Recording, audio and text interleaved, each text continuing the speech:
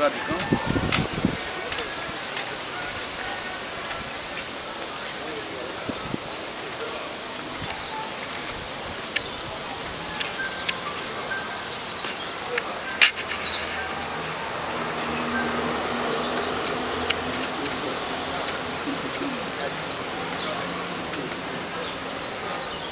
Oui, commandant, vous avez été appelé pour renseigner le tribunal sur certaines questions. Sentez-vous à l'aise dans quelle langue? Hein? Vous dites? Mbongo et autres m'a bien fait. Moi, Elanga Tony. Les autres l'ont bien fait. Bon, Pesa Combo. Major Kazadi, Yandam, Omer. Kazadi? Yandam, Omer. Moudiandam.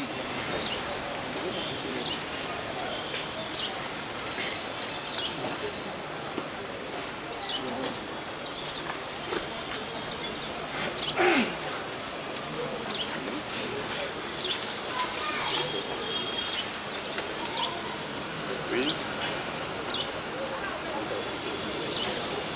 Oui, tu vas me saluer. Tu vas me saluer. Au Botami wapi? Botami à Kinshasa, le 3 juin 74. 1974. Comment papa? Kalonji Kankolo. Décédé.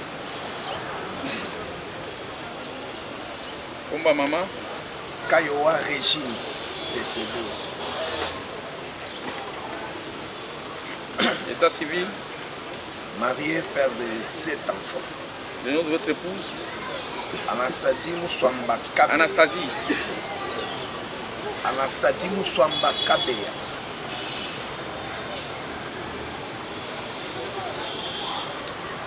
Sept enfants?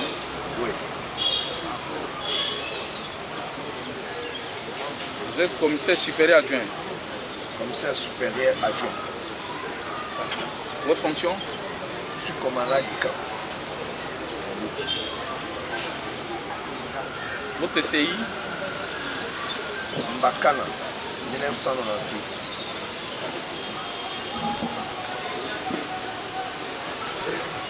Nous arrêtons là pour votre identification. Alors, vous allez exercer fonction et commandant du camp depuis une Depuis 3 ans déjà. Ça fait 3 ans. 4 ans. Ça fait 3 ans et demi. 3 ans et demi.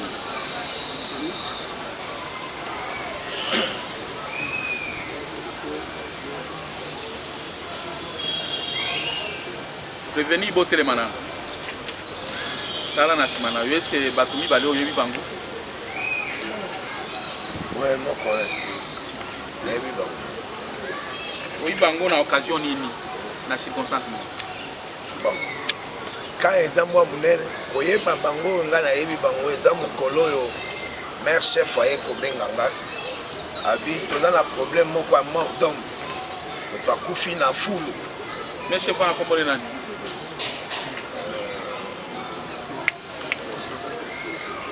Anto, maire chef Anto. Aibisho ki ya mort d'homme.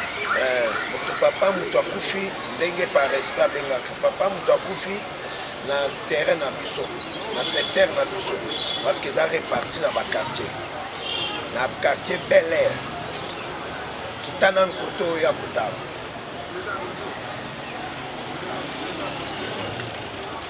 okendeki nde ntango na kiti nde ya koyeba bandeko oyo bateli nsima na ngai ntango okomi ntango nakomi nakuti bandeko oyo nsima na ngai nakutaki population ebele population ezali ebele kaka curieusement ndenge bato bazalaka koya kotala ntango mituna ebandi nde naye koyeba bango na place oyo ndako na bango ezali à 10 mètres ou 15 mètres na esika corde wana elalaki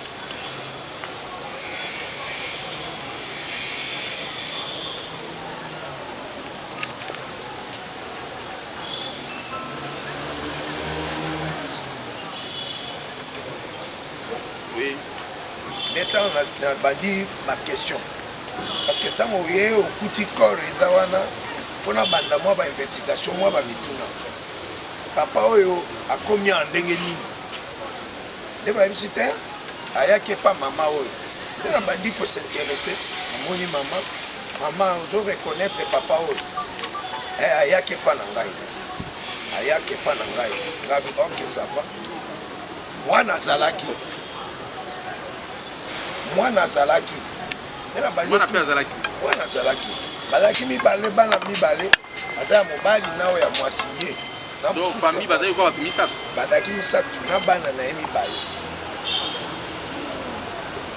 nde na bandi kotuna baquestion bon ekomi ndenge nini parce que nangaki nayeba akufeli na place wana aza moleki nzela akufi awa ndenge nini na bandi omutuna mwa baquestion ya curiosité nde natuni namoni mama azalaki kolia munoko nakepa mwana papa oyo parce que na ngai nayeba papa oyo akufi wapi le petit ici m'a dit ceci abi akufeli na ndako alakisi ngai toke na ye nabendi ye ngabilakisanga esika akufi abi awa alalaki na muso nde question na ngai mibale eza comment il s'est retrouvé na place alali le petit ici m'a dit biso nde tosimbi ye tobimisi ye libanda na camarade na nga aza en fuite ti lelo aza na bloc B ayebi moto asimbaki na ye aza enfaki awa na kati ya ndako oyo na musa alalaki yango oyo nde natuni ye comment il s'est retrouvé libanda abi biso nde tosimbi le petit ici abi biso nde tosimbi ye na camarade na nga nde totie ye libanda nde namonaki yango nde problème na ngai ezalaki ya koretenir ye nde yango wana nazalaki na problème na ye te nayebaki ye te dossier azalaki ya mama mais ntango nayoki alobi awa toza boyeboye abi j'envoie un inspecteur azoya wana namoni bakomi nakembango nazwi na hôpital un médecin oyo alalaki wana azali kuta babouche ya bango ya bapembe kaka docteur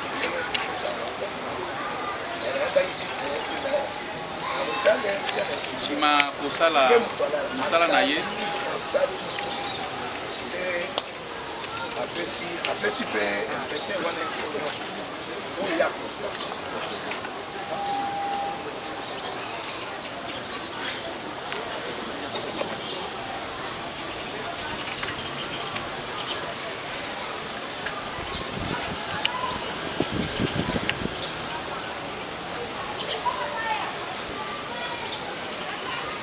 Monsieur l'auditeur, avez-vous reçu le rapport médical dont parle les renseignants du Conseil supérieur adjoint Kazadi Omer? Merci, Monsieur le Président. Ça, parce que le médecin était allé seulement pour constater la mort, le décès. Mais il n'a pas fait le rapport. Comme je vous avais dit la fois passée, Monsieur le Président, que le monsieur qui est mort le défunt était musulman. Comme ça, on avait pris son corps directement. Comme les musulmans ne gardent pas le corps, ils sont allés directement enterrer. Et voilà ce que les renseignants viennent de vous dire. Corrobore avec ce que je vous avais dit. Ce que j'avais dit la fois passée lors de notre descente. Que le monsieur était mort dans la maison. Là où on l'a tué par la maman. Et l'a appelé. Ces enfants se sont tés. Et on fait sortir même le corps. Voilà. C'est comme si j'étais sur place. Donc c'est ce qui s'est passé. Les renseignants viennent de vous renseigner, vous dire ce qui s'est passé ce jour-là, que le fils a avoué devant les renseignants qu'ils se sont tés, qui ont fait sortir les corps de la maison pour les mettre là aux poubelles. Nous avons dit. Est-ce que le nombre de compositions qui des questions à poser au s'il n'y a pas de questions, on évolue. Prévenir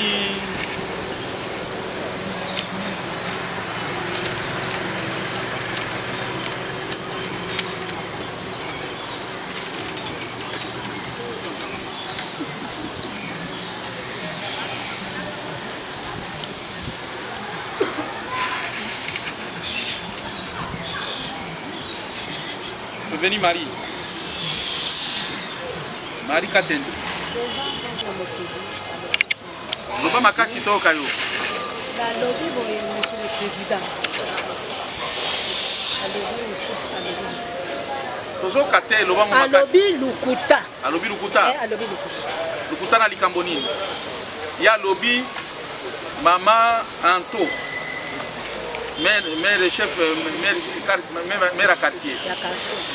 Aye kopesa rapport ke mutu akufi.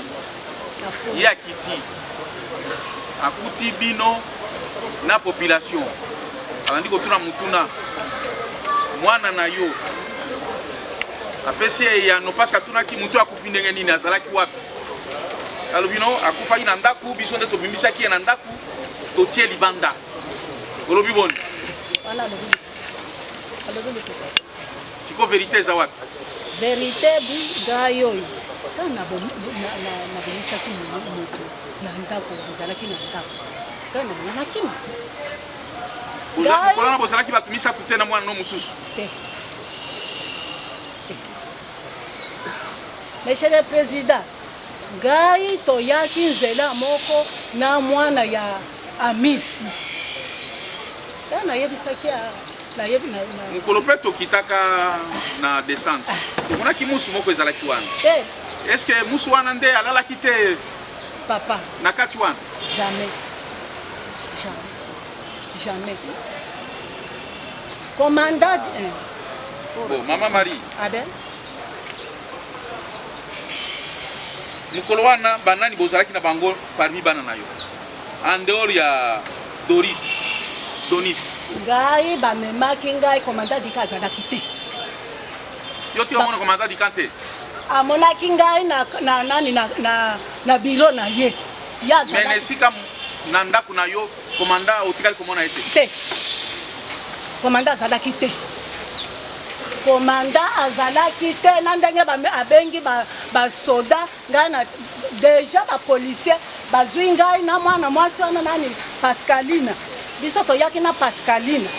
Na mwana na ye ka aboyaki. Bakuti ebembe kaka wana na fulu. Commandant dika azalaki te. Akutaki ngai na biro na ye. Mutu moko amemaki ngai ba policier ndo babemaki ngai akomi kotombokela ba maire chef. Pona nini boyebisa ngai. Gana telemi wana. Minute moke basoda éditora. OK, yo lobi omonaki papa Omer te major Omer. Omoni yende na bureau. Na bureau. OK, Donis.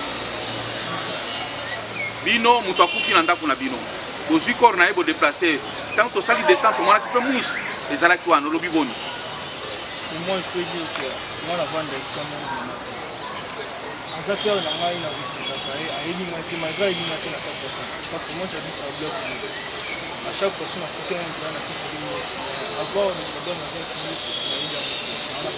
bon mukolo wana yo zalaki ensemble te na mama na ndeko na bino zalaki ensemble na mère te ngai na yo okuta mère bakangi na bio parce que babenga yango eska bato ya quartier bavanda bele na ye na bureau ndio aye kosaisir ngai na bureau akiti na ngai jusque là-bas place événement elekaki voyant qu'il y a une information, mais on doit insister, on doit parce que les gens ont dit que les gens ont dit que si on a fait comme il faut être si monte pour nous faire la caution on a fait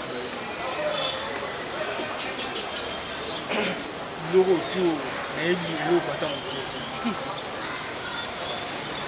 que la décider de quitter on a au mais à comment ça fout il se dit de prendre ça là les qui n'ont moins sinon na yemo pas là on est comme il pour ça il y a une inondation nous-mêmes OK major Omer quel complément information qu'on peut saluer sur autour du dossier à mettre au bazo ça là bon dans ma mingi là pas si ce que a vu que ngana bango to ke tuta na bureau okutanite na décharge ngainde je n'ai pas intérêt ya okosela bango parce que ngande na batela bakambo wana bango nyonso bada maboko je n'ai pas intérêt ya kolakisa bango ba problème tout ça ngai j'ai causé avec ces petits il n'est pas sérieux j'ai causé avec lui. Alisingaté, papa, coupé na mousse. Nanya tché na mbé, tché na fou. Abinga, ina camarade nanga. Il y a des témoins. Soit bon, il n'y a pas de témoins, témoin de quoi la témoigne? Chef à quartier, il y a mon poste à la France. Anto? Oui, maman Anto, chef ten. Franck, chef à quartier. Ils viendront témoigner. Azalaki. Comment est nani? Mais c'est Franck. Donc Anton a Franck. Oui. Bazalaki, bango nyonso. Ngai nde na pesi ordre. Tant na yoki biso nde tolongoli. Les petits en question est en fuite. Ataka na be. Alobi nanga ngai nde tomemi na camarade nanga. Wapi camarade? Toke koluke tout la mousse. Voilà. Nous allons faire ceci. Oui, monsieur l'auditeur. Merci, monsieur le président. Monsieur le président, vous pouvez poser la question aux prévenus. Est-ce qu'ils étaient dans notre office, ils étaient arrêtés à trop? À l'office. Lorsque vous avez arrêté, vous avez amené chez nous, dans notre office, ils étaient au nombre de combien? Quand bakangi bino, boye na auditorat, bozangi bakoni maman prévenu mari.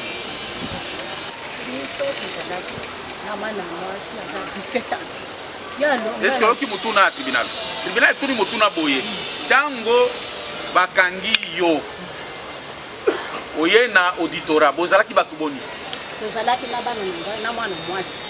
Bozali boni misat. Na mwana ni bande na ngai mama. Donc batu misat.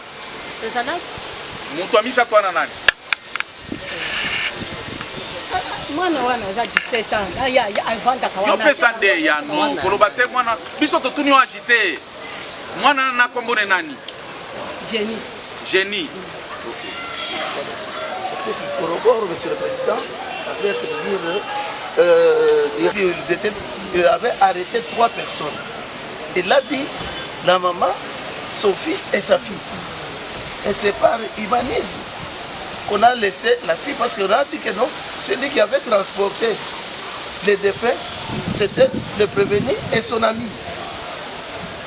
C'était la raison pour laquelle nous avons libéré la fille. Parce que pour nous, la fille n'était pas concernée. Mais lors de l'arrestation, on les avait trouvés là-bas 3. Merci. Président, pour l'octroi de la parole. Monsieur le Président, Maître Ngala reste toujours professionnel. Nous avons prévu une série de questions à faire poser aux renseignants. Au total, 35 questions. Nous soumettrons à la disposition de l'office de tribunal. Allez-y, allez. Pour poser aux renseignants. Monsieur le Président, le fait est vrai. Je suppose que le fait est vrai. Il y aurait un monsieur qui serait décédé. Mais, Monsieur le Président, même lorsqu'une personne décède dans votre maison, quelqu'un peut faire une crise et puis mourir, tout ça. C'est un débat que nous allons ouvrir. Cela ne voudrait pas dire que ce sont nos clients qui ont eu à donner la mort, d'autant plus que l'organe de la loi. Et lorsque effectivement on prend le corps, on les déplace. Ça, il y a un bisouroche déjà. Nous n'admettons pas que ce corps a été déplacé, mais je suis en train de prendre un cadre de figure. Oui, un cadre de figure en rapport avec les renseignements fournis par... Même lorsque une personne décède, Monsieur le Président, il y a une procédure qu'on a toujours suivie pour arriver à déterminer les causes ayant entraîné la mort d'une personne. Ce qui n'a pas été fait, ce qui va jeter maintenant le tribunal à une difficulté de pouvoir établir les causes du décès de ce monsieur, que nous doutons parce que aucune pièce, aucun élément n'atteste qu'à telle date et tel monsieur était trouvé mort. On avait trouvé corps sa vie. Monsieur le Président, mais ce que je voulais dire maintenant, vous comprendrez que dans la salle, il y a des précédents. Et nous avons formulé une demande. Si on pouvait instruire de manière sommaire et ensuite renvoyer la cause pour permettre aux précédents de venir et faire appeler leur cause. Mais si le tribunal pense qu'il peut nous accorder la parole, nous sommes prêts pour poser nos questions. Et ça, c'est une observation que nous avons voulu faire observer au tribunal. Merci, Monsieur le Président, honorable membre de la composition, pour nous avoir accordé la parole. Monsieur le Président, honorable membre de la composition, je vais entendre la défense dire est-ce qu'il y a mort d'homme? Mais tout le monde, même les renseignants, il vous a dit que non, on a trouvé la personne morte. Il était mort où? Dans la maison. Parce que ce jour-là, nous vous avons dit que la personne était morte dans la maison, étranglée par la maman et ses enfants. Mais monsieur le lorsque vous insinuez étranglé, avez-vous des preuves de cet étranglement? Merci, Monsieur le Président, honorable membre de la composition. Quelles sont les preuves? Pourquoi ils ont déplacé les corps de la maison jusqu'à... C'est l'exercice auquel on se livre maintenant. C'est ça, Monsieur le Président. Pourquoi ils ont déplacé les corps? Pourquoi ils ont déplacé les corps? S'il avait les laissé là-bas, s'ils étaient innocents, s'ils savaient ou bien s'il était mort de lui-même. Bon, nous allons faire ceci. Merci, monsieur l'auditeur. Cette cause sera suspendue avec une remise à asseoir la vérité. Il s'agit de maman chef à quartier Anto et le chef de quartier Franck. Ces deux personnes viendront, mais là nous demandons encore au commissaire supérieur adjoint au maire d'être encore là, parce que après avoir posé des questions à ces personnes, une confrontation peut être organisée entre Anto, Franck et les renseignants au maire. Merci. Donc cette cause va être suspendue pour être reprise le 7 juillet, au cours de laquelle Anto sera là, Franck et Omer. Comme ça, à l'issue de cette confrontation et l'audition de ces renseignants, le tribunal pourra accorder la parole à l'auditeur militaire, appelé à requérir et puis à la partie prévenue plaider aussi. Merci. Donc vous allez encore revenir le 7 juillet.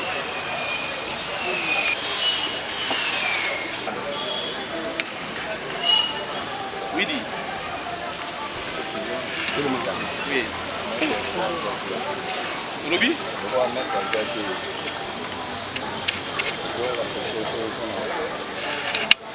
Maître Nayo a évacué l'autre en audience. En tant que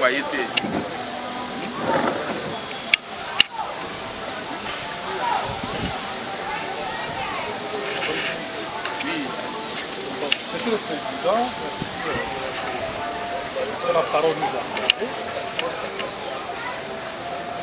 Honorable membre de la Constitution, M. Public, votre honneur. Comme vous venez de le constater, la partie civile vous dit que son avocat soit là. Nous, de la défense, M. le Président, pour qu'il y ait égalité des armes, nous voudrions que l'avocat de la partie civile soit là, parce que je vous ai audience de la remise puisse découdre avec nous.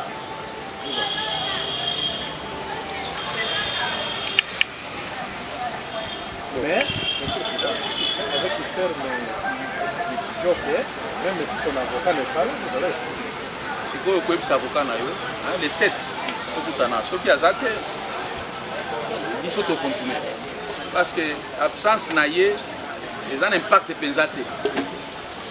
Parce que Makambo, ils ont des dommages internes. Nous avons Moussala Iwan. Ce qui a été, on va continuer. RP 12, 92. Le tribunal l'appelle la cause inscrite. Le rôle pénal numéro 12, 92, opposant l'auditeur militaire contre le prévenu Isadila Lukoya et Mengo Wak.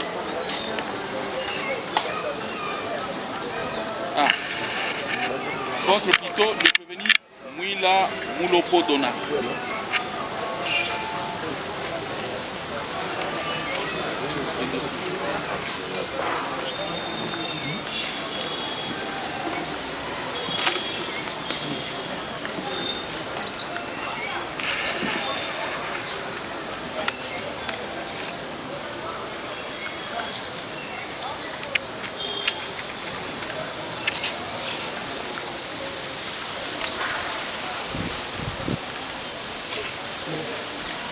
dans cette cause, le tribunal n'a jamais identifié les prévenus. La première des choses, c'est celle-là. La saisie du tribunal, la compétence, etc. Mais déjà, nous avons constaté dans les dossiers IVJ, un mémoire unique émanant de, pour le prévenu, Mula Mouloko, donnant son conseil, maître Njonga Njeka. Faites d'abord acter vos comparaisons. Masiala, avocat au barreau du Congo central, conjointement avec maître Moïse. Donc le premier maître, Maître Mboma Masiala, avocat au barreau du Congo central. Pour le prévenu. Compassion conjointe avec maître Moïse Richard Kafouti Bamenga. Richard Kafouti Bamenga, avocat au barreau près la cour d'appel de Maïndoum. Kafouti Bamenga. Collectivement avec maître Kenga. Maître Kenga, Alinambi Kazimir. Alinambi Kazimir. Alinambi Kazimir. Oui, au barreau précipité. Tous du même barreau. Au barreau précipité, Et tous finissent. Maître Masiala. Mboma Masiala et de Congo central. Oui. Tandis que Maître Moïse Richard Kafouti au barreau de Maïndombe.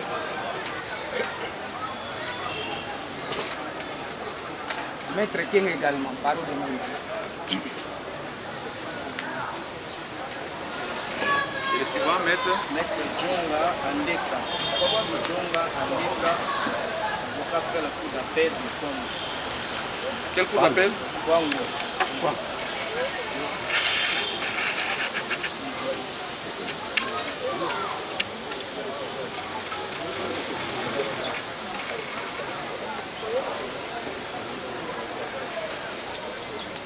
Topo Donaza. Obotami wapi? Na Kongo Mindanda. Hein? Kongo Mindanda. Wana province ni? Province ya Kwango.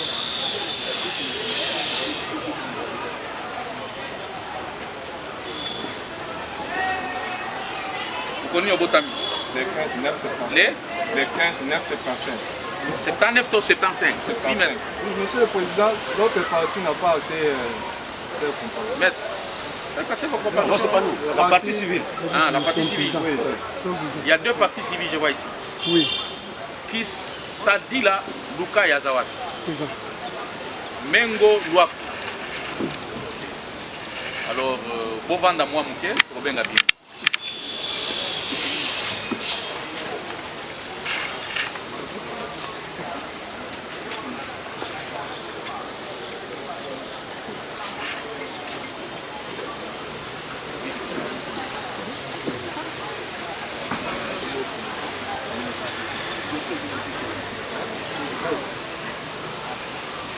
Oui, oui.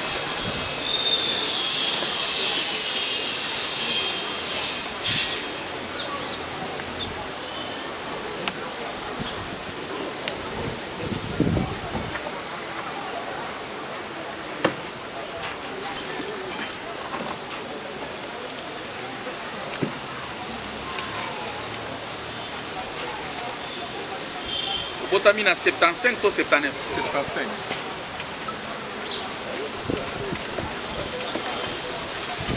Combo ya Papa Botio. Ngila Kikaka. Azali? Non, décédé. Maman? Nzumba Matuka. Azali? Décédé. Village Nayo? Kongo Mindanda. Secteur? Pélène de Nord. Territoire? Kenge. Province ya Kwango. Kwango. État civil Nayo? Marié. Comment moi si Nayo? Muzinga Denis. Muzinga? Muzinga. Vous en avez bana boni? 5. Classe au Sali? Oui, D6. Nanine? Biochimie.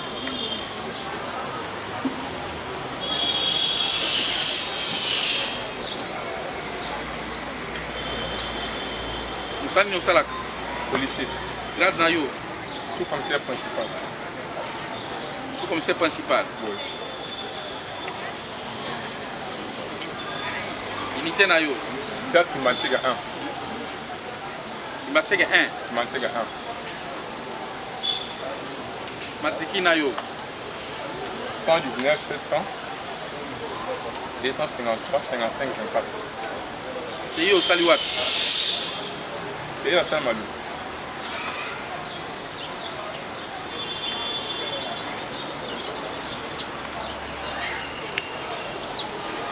Angoula ni. La 98. Nona 98. 98. Oui. Unité na yo. Unité na 7 Kimbaseke. Kimbaseke 50.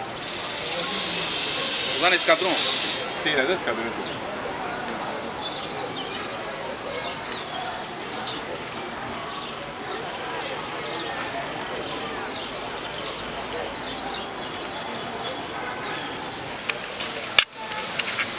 Donc, devenu Mouila Moulopo Dona, sous-commissaire principal. Ozo Samba, pour une infraction, Bengi Kobomam. Mercredi. Et l'Inkoloba, la date, il y a le 7 juillet 2024. Yo, na bangonga 19h, na Kimbaseke, na quartier Pierre Focom. Na parcelle Oyo Ezali na Avenue Congo. Yo na baninga mususu. Notamment Likota na mususu. Baebami malamu te. Na munduki Oyo ozalaki na yango. Beti Masas na mama Oyo kombo na ye Mbendi Jivensi Obeti Masas na mutu ya kufi. Yango omoni batu mibale batelemaki wa partie civile baza bandeko na ye ibota na ye se construire partie civile pour ete ba réclamer ba dommage et intérêt pour yo bomi mutu na bango. Tokani? Oui. Osamba pona yango. Alors, le tribunal vérifie sa saisine si elle est régulière vis-à-vis du prévenu.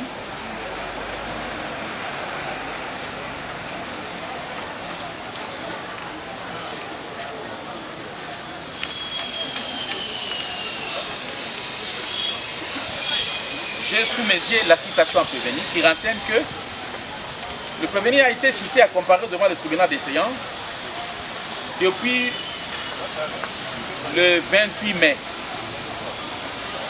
Aujourd'hui, nous sommes au mois de juin, donc le délai de 2 jours est largement respecté.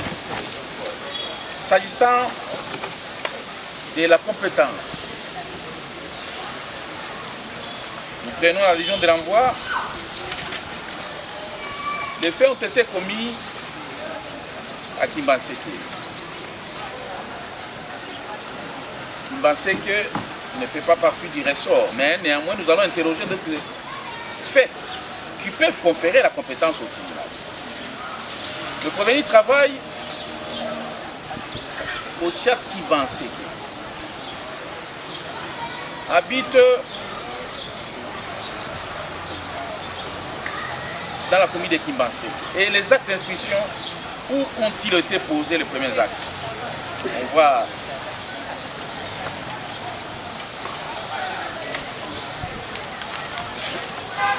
nous avons expéditeur Zouzi Mandiki qui habite en Djili, qui a porté plainte à l'auditeur militaire supérieur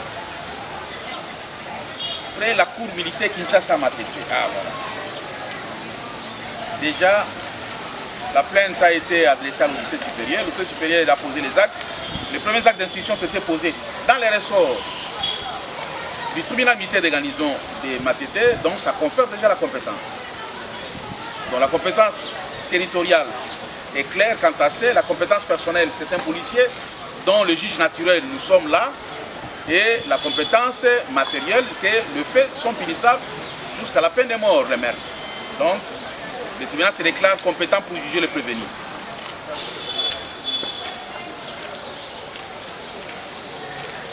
Est-ce que, avant que nous entamions le fond, il y a des préalables? Oui, il y en a, parce qu'il y a une mémoire unique.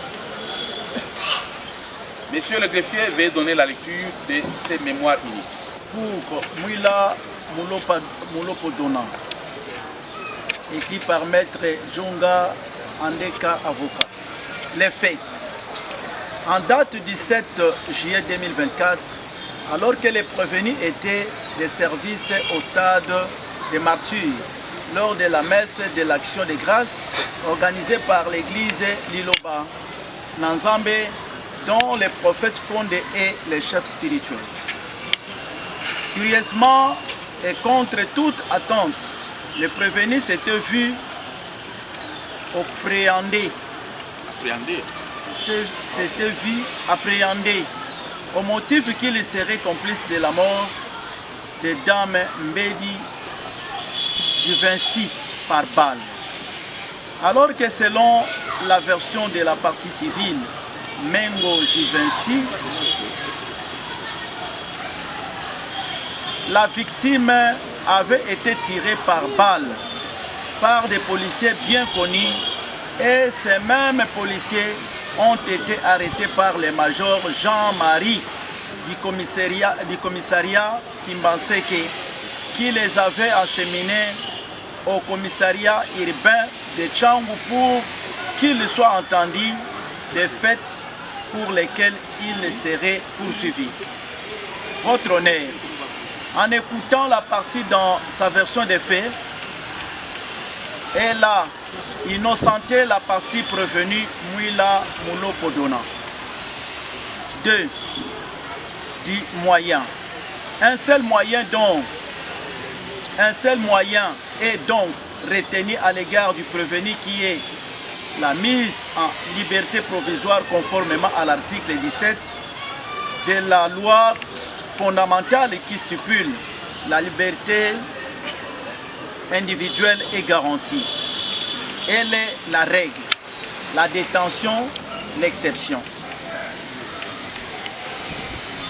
De surcroît, le prévenu est malade, père d'une grande famille. Sa fuite n'est pas à craindre. Son identité non plus douteuse et vous promet d'être là à chaque fois qu'il aura audience.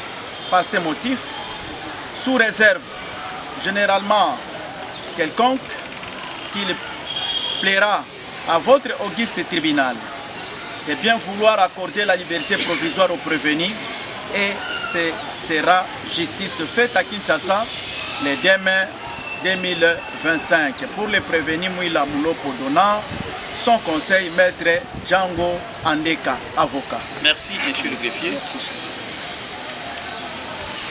Est-ce que vous avez des argumentaires à ajouter? Monsieur le Président, et qu'il plaise à votre auguste tribunal d'instruire cette affaire, au besoin pour papa les plaider. Donc c'est justement tel que le communisme qu'on fait venir le dire, le prévenu ici présent vient de renoncer à ses mémoires uniques et demande à votre auguste tribunal de bien vouloir procéder à l'instruction. Merci beaucoup.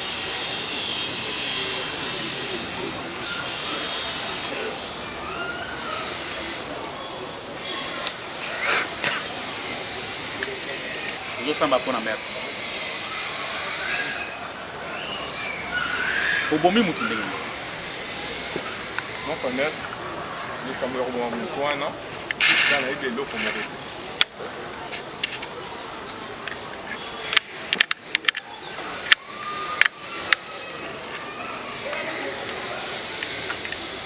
Ebi ko boma mutu te obomi ete. Na bomi mutu te mako. Ngona na bomi. Na ibe te mako. Hein? Na ibe te.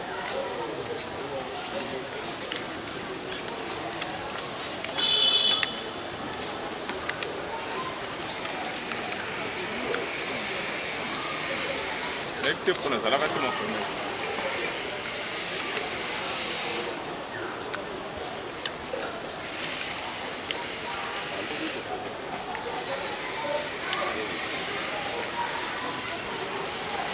Yoka nengo sambaka.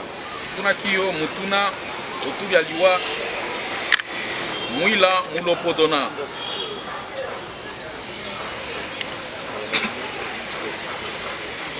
On a date à le 7-7 2024 aux Alakuap. J'étais au niveau des stades de Mercure.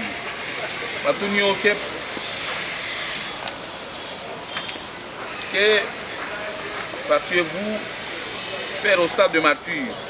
Nous étions désignés par le commandant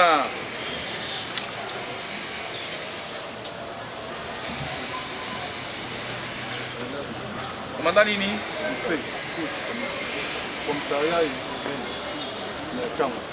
Commissariat il vient à Tchangou qui chasse Kinini d'aller assister à la sécurité, la prière, à la convention se tenant au stade présidé par le pasteur Condé. Avez-vous été informé d'un cas de mort d'homme qui a été commis par les éléments du Soussiate Maba en date du 7-7-24? Tous deux bien identifiés. Mengoua Koumenché. Que reprochez-vous exactement contre ce dernier? Je lui reproche parce que le jour où ma soeur, répondant au nom de Mbedi Juvenci, avait trouvé la mort suite à un coup de balle tiré à bout portant par les éléments du Soussiate Maba, dont les policiers Likota et son collègue non notamment identifiés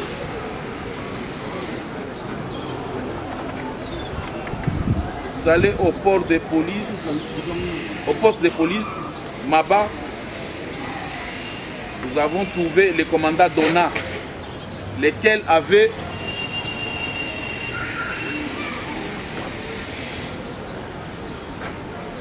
appelé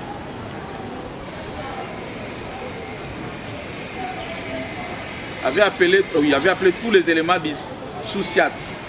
Et nous avons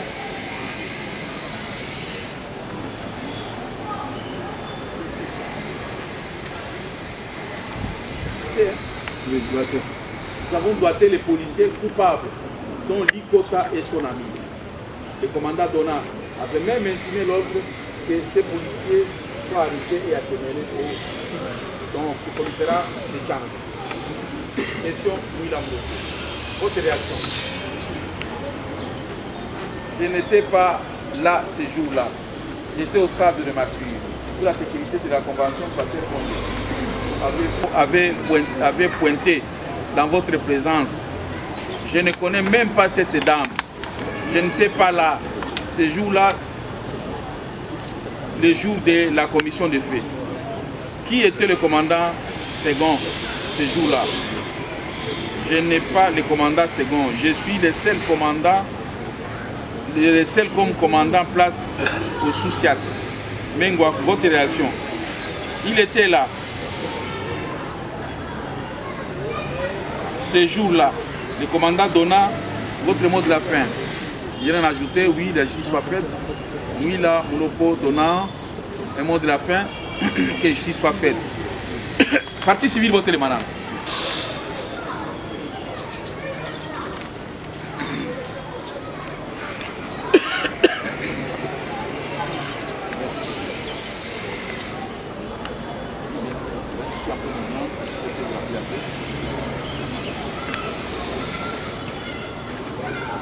Mengo azaliwa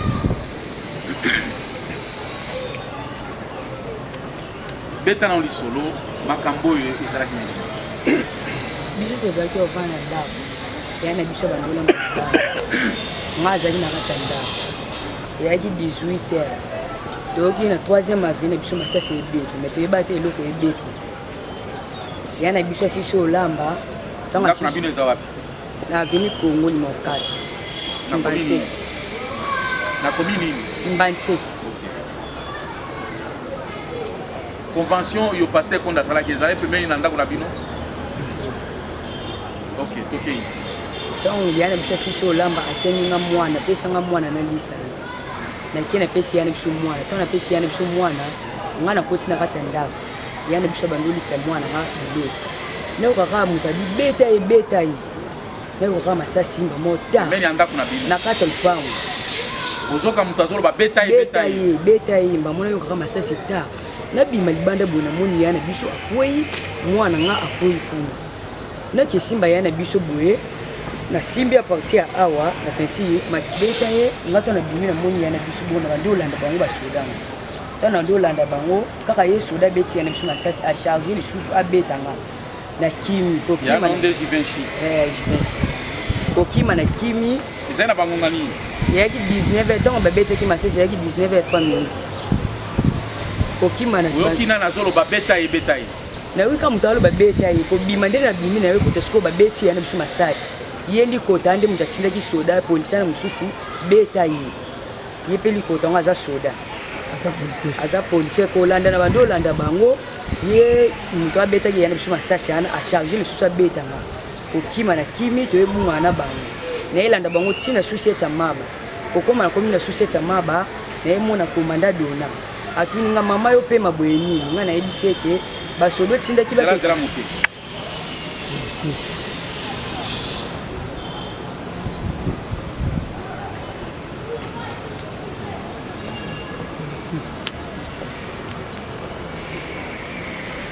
liko tamta pesa yo de babeta masasi mais police a beti masasi yo ebiete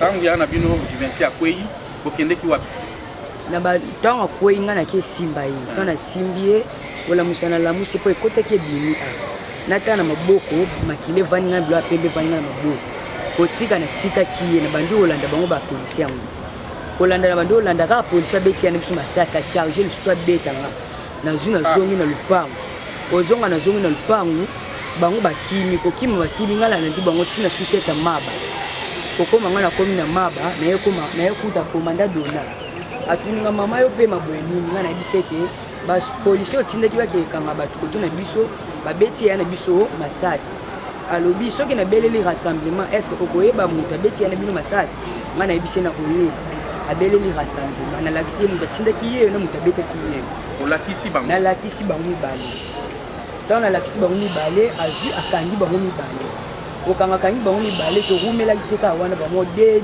jeep ye ya la police koya ye bamoko bayisi major ya nganda ye albike komanda Donald na yoki ke otindaki ba policier kuna na seba ke kanga bato babomi mu wa ba policier ya lakisi bango mibali bango ye azui apesi bango na boko ya major ye komanda Donald apesi ba tuana mibale donc likota na muninga ne wana apesi wana boko major na Jean-Marie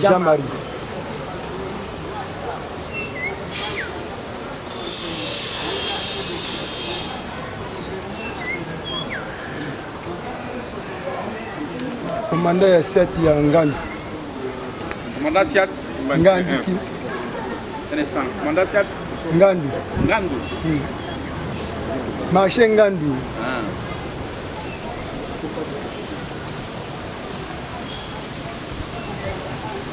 Alo akena bango. Ngati na abiye ka major abi mama mata na zaki ka ngamo. Umata na matina jipi yango bango kwa soda kana kazi. To bandiko kita to komi na armée ye major abiki to ko tsa to keta le sike venemi eleki batu ne se ba jeep to kiti ba tikuna na kati pona biso to ke kuta yana biso daba tombola ke ba keni no hôpitali a filmer kama kila na ba don filmer ko ya kiana na si o filma bi mama mata na mati super même jeep ya no to mata to ke tina district ya Changu o koma to komi na district ya Changu ye major ngando onka ape batuni bakomba basoda na bapesi ngape batuni na kombo na pesi woni komba de 0 albina yaki mama comme yoza yo moko zonga lobi bongo yana mikono baza awo donc ngana zonga ki wana major Jean-Marie wana major Jean-Marie 0 ata na bando zonga yepe kama mtapesa ngambonga moto na zwi moto eketika ngati na komi na kitwadi na ke kuta bake koti ya ibemba yana biso na moka kitwadi bande ko biso wana na bande sina kitiwana ko kita na kitiwana na zilba ndiko na biso na ndeke kenda kita na tongo ngo banona biso bayi ngo na biso oyo na moko kangasi oya baye babike feto kende to ketala basoda ngo esika bataki bana to keti na district ya Changu koma komi na district ya Changu banona biso ba koti ba moni pe yeli kota na soda bete ki masasi basolisi bango ya basololi pe na bando Donc comme baza ba soda a eza district pe to kende to ke pesa plainte na auditorat pour auditorat ndi batinda ba kezu nande to kenda ki wana li même ya lundi pa scène le kaka dimanche lundi ana to keyi ba pesa plainte to ba pesa plainte mardi na ngo sikoyo tant to zongi kuna na auditorat batindi basoda bakende kozwa basoda oyo babeta biana biso masasi bakoma kuna bazaki loti lelo esika batinda bango toyebi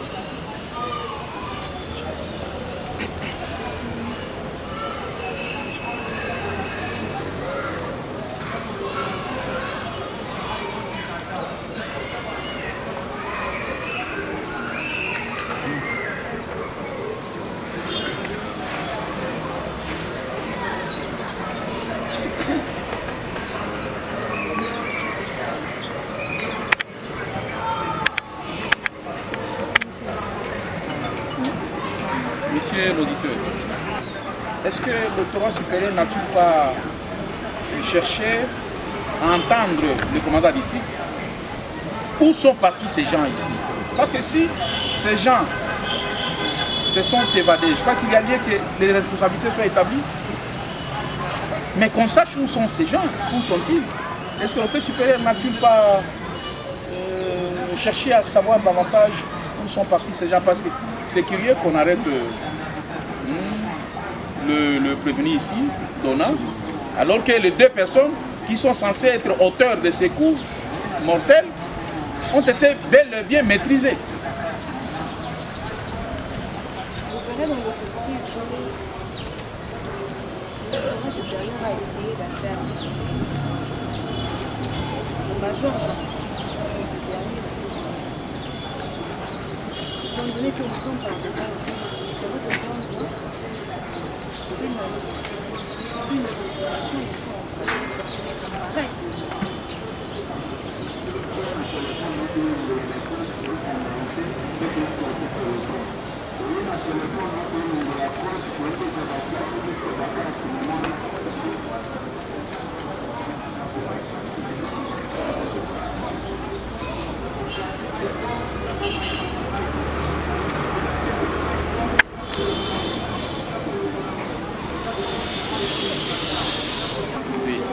C'est le président, membre de la proposition régionale. Et vous remarquerez que si le faux rapport du major Jean-Marie, il a bien cité que c'était un élément de taxe, non hautement identifié, et par la il a cité aussi même le nom de celui qui a tué. C'est purement contradictoire. De l'autre côté là-bas. Suivez M. Kassamina. Le débat est ailleurs. Madame Meng, qui dans ses efforts a réussi à identifier l'auteur de ces meurtres. Ces gens identifiés ont été mis à la disposition du major Jean-Marie. Jean-Marie avec le commandant d'ici, on prend soin, on les met à la disposition. Ils sont placés au cachot. La plainte diligentée à Ndjili fait en sorte que l'inspecteur Peter puisse descendre pour les amener. L'entretien entre Peter et le commandant, on lui dit ces gens sont déjà amenés à Mayadi. Vous arrivez à Mayadi, ces gens ne sont pas là. Il n'y a même pas question de chercher les éléments de la GR. Non, non. Ces deux personnes-là sont quelque part. Le commandant district doit comparaître. Le major Jean-Marie doit comparaître.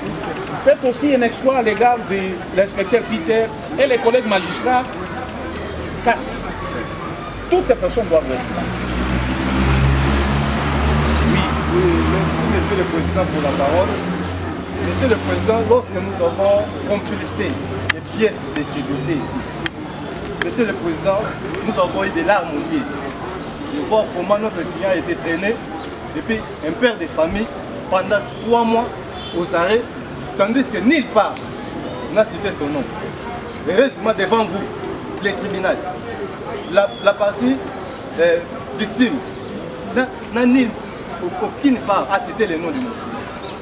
Il est vrai, lors de l'audition, lorsque nous étions à l'auditorat supérieur, la dame que vous voyez ici, elle a été assistée des conseils.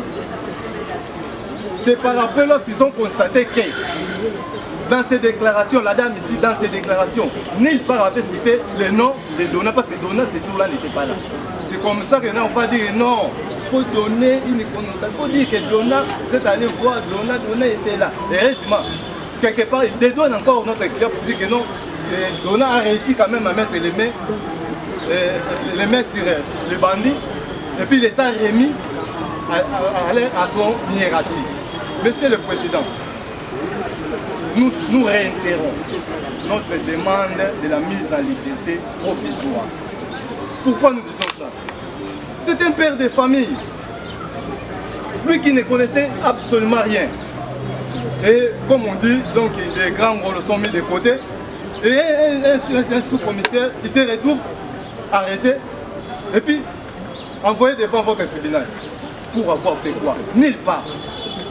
Nulle part. On comprend, maître, on comprend. Monsieur le Président, nous réitérons. Maître Yaskondi, pour s'être trouvé au mauvais moment, au mauvais endroit, il se retrouve dans ces circonstances-là. Mais le tribunal doit faire de tout son pouvoir. De tout son pouvoir pour que celui qui se trouve impliqué dans cette cause soit interpellé et arrêté. C'est pourquoi, monsieur, allez, là, c'est la parole à monsieur le Président. Nous disons que quand nous lisons la Constitution de la République, voire même l'article 4 du Code de procédure militaire, Code militaire plutôt, il est dit que nul n'est responsable que de son propre fait. Au regard de ce qui vient d'être dit ici, cette démonstration savante de la partie civile, monsieur le Président, au regard de la loi. Donc notre client, ni de près ni de loin, il est totalement décédé. Ce ne sont pas des faits que notre client aurait commis. Donc ce sont des faits qui se seraient commis par d'autres personnes. Mais à ce jour, notre client, regardez même son état de santé. Il a tout perdu. Il a été découpé jour le jour, monsieur le Président. C'est comme ça que... Le tribunal comprend votre préoccupation. Oui, ça fait mal. Les pères de famille. Oui, merci. Monsieur le Président, membre de la proposition slogan de la loi, va nous accorder la parole. Nous avons suivi avec l'attention la version de la partie victime. Le jour de la commission des faits, notre client n'était pas là. Il était dans une conférence organisée par l'église Iloba, en l'occurrence le pasteur Dominique Condé. Mais on se demande. Maître, tout ça on a compris. Okay. On a compris. Oui, mais je voulais atterrir. Si c'est pour abonder dans le même sens, alors en ce moment on donne la parole à vous. Il a un élément de voix. Merci, Monsieur le Président, membre de la Commission et organe de la loi. J'estime que j'ai des éléments, mais dans le même ordre d'idée que les confrères Maître Djonga venaient de parler, conformément à l'article 4 du Code judiciaire militaire qui reconnaît à ce que la personne ne peut être punissable que pour le fait dont lui-même a commis, conjointement avec la disposition de l'article 17 de la Constitution, qui dit ceci: nul ne peut être poursuivi et arrêté, condamné pour un fait d'autrui. Et vous allez comprendre qu'allant dans ce sens, nous allons demander au tribunal de faire application de l'article 16 de la loi numéro 11/002 portant révision de certaines dispositions de la Constitution qui reconnaît la sacralité de la vie humaine. Donc la vie humaine est sacrée. J'estime qu'allant dans ce sens, aujourd'hui notre client, par derrière vous, il est présumé innocent jusqu'à ce que la décision soit intervenue. Et dans ce sens que nous vous demandons de lui accorder la liberté provisoire, conformément à la loi. Il est temps que nous puissions évoluer. Je vous rappelle, vous avez évoqué l'article 4. Quand on prend le code judiciaire militaire, quand vous prenez les codes, suivez, on ne discute pas avec le tribunal. Quand vous prenez l'article, le même article 4 du code pénal militaire, parle de la tentative initiale. On était bel et bien Messieurs les greffiers, préparez les mandats d'amener contre le major Wapele. Préparez les mandats d'amener également contre le commandant Obse Sousa Kipit. Cette cause sera suspendue parce qu'il faut qu'on entende ces personnes afin qu'elles nous renseignent sur le fait pour lequel les prévenus comparaissent. Tant qu'ils n'ont pas comparé, ça ne pourra pas faciliter la tâche. Mais que la défense entre en contact avec les défauts pour l'exécution de ces mandats d'amener. Je n'ai pas intérêt de vous laisser. S'il vous plaît, votre honneur. Oui. Avec cette même philosophie, nous l'avions commencé au niveau de l'auditorat. On a dépensé. Il y a eu un déluge des invitations envoyées aux personnes que vous venez de citer. Mais malheureusement. Vous laissez d'abord le tribunal faire sa part.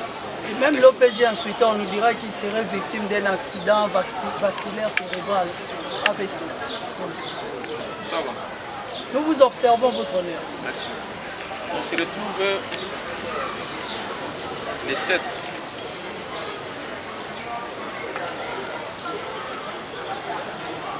Avec la reconduction des devoirs.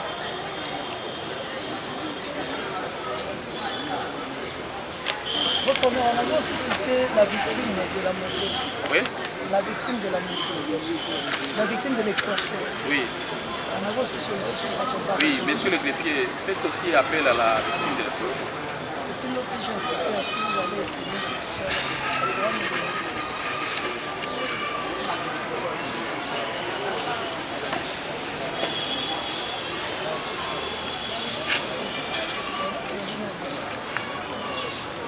Le tribunal appelle la dernière cause inscrite au repérant numéro 12.